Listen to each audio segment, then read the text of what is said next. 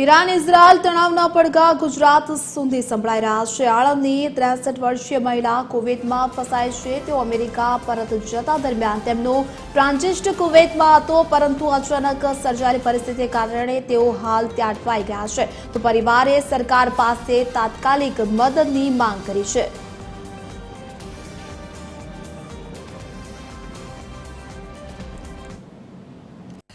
આણંદના જ એક વ્યક્તિની કુવૈત એરપોર્ટ ઉપર અત્યારે ફસાયો હોવાનું સામે આવ્યું છે। જી હા, અત્યારે જે પ્રમાણે વિગતવાર વાત કરીએ તો મૂળ ચરોતરના જ રહેવાસી કે જે વર્ષોથી અમેરિકાની અંદર સ્થાયી છે, ગીતાબેન પટેલ, જેમની ઉંમર વર્ષ છે 63 અને જે ટૂંક સમય માટે ભારત આવ્યા હતા અને ગતરોજ તેઓ અમદાવાદ એરપોર્ટથી કુવૈત એરલાઇન્સ મારફતે અમેરિકા જવા માટે નીકળ્યા હતા, જ્યાં તેમનો કુવૈત હોલ્ડ હતો અને કુવૈત હોલ્ડ બાદ તેમને અમેરિકા જવાનું હતું। પરંતુ અત્યારે જે પ્રમાણે સમગ્ર વિશ્વની અંદર જે યુદ્ધ ચાલી રહ્યું છે, ખાસ કરીને યુએસ ઇઝરાયલે જે ઈરાન અને અરેબિયન કન્ટ્રી ઉપર જે હુમલો કર્યો છે, તેની અંદર ગીતાબેન એ કુવૈત એરપોર્ટ ઉપર ફસાયો હોવાનું અત્યારે સામે આવ્યું છે। આપણી પાસે ગીતાબેનના પતિ છે મુકુંદભાઈ જોડાયા છે। મુકુંદભાઈ, શું કહેશો સમગ્ર વિગત? કેટલા વાગે અહીંથી નીકળ્યા હતા અને શું અત્યારે સ્થિતિ છે? છેલ્લે ક્યારે વાત થઈ હતી? શું છે વિગત?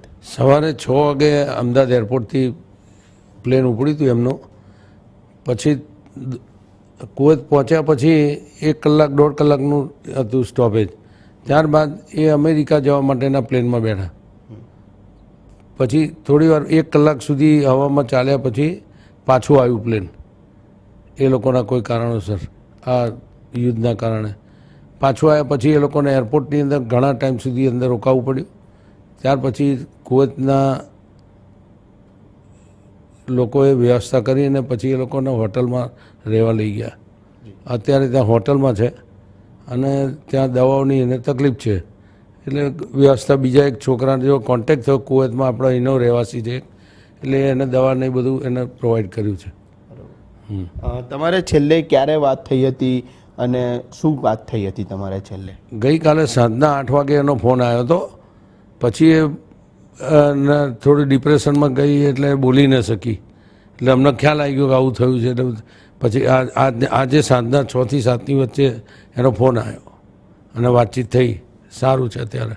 શું કીધું છેલ્લે વાતચીતમાં તમને? શું છેલ્લે વાતચીતમાં એમ કહ્યું કે ભાઈ ગભરામણ થાય છે, પણ આ બધા પબ્લિક છે એના લીધે મને વાંધો નહીં આવે, પણ કે મને ક્યારે અહીંથી બહાર લઈ જશે? મેં એમને કહ્યું કે ભાઈ આ યુદ્ધનું છે કામ, એ ક્યારે થાય ત્યાંની સરકાર વ્યવસ્થા કરશે એમ થશે।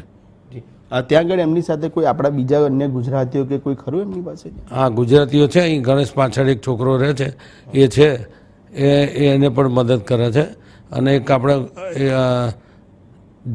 જોશી કરીને એક છોકરો છે, એ શૈલેષ જોશી કરીને બરોડાનો છે, એ પણ કુવૈતની અંદર રિફાઇનરીની અંદર એન્જિનિયર છે।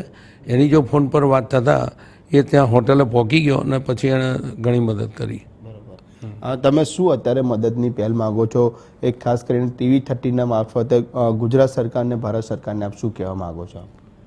સરકારને કંઈ નહીં, કારણ કે એ લોકો અહીંથી કશું નહીં કરી શકે, કે ત્યાં અંદર જ એરપોર્ટથી ત્યાં લઈ જવામાં જ એ લોકોને તકલીફ પડેલી છે। ઘણા બંદોબસ્ત ગોઠવીને લઈ ગયા છે એ લોકો। અત્યારે જ્યાં રોકાય છે ત્યાં પણ ફૂલ સિક્યુરિટી એ લોકોએ કરી છે। અને એવું કે મારા પત્ની એવું કહેતા હતા કે આ લોકો બહુ જ જવાબદારીપૂર્વક બધું કામ કરી રહ્યા છે, એટલે આપણે અહીંયાથી કંઈ પણ કરી શકીએ જ નહીં એમ। એટલે જે પ્રમાણે કહી શકાય છે કે અત્યારે મુકુંદભાઈ એક જ આશા રાખી રહ્યા છે કે વહેલામાં વહેલી તકે મારા પત્ની છે કાં તો અમેરિકા પહોંચી જાય કાં તો ભારત પરત આવી જાય, તેવી અત્યારે આશા રાખી રહ્યા છે। મૂળભૂત ગીતાબેનની ઉંમર છે 63 વર્ષ અને એ મૂળ ચરોતરના જ રહેવાસી છે અને વર્ષોથી અમેરિકાની અંદર સ્થાયી છે।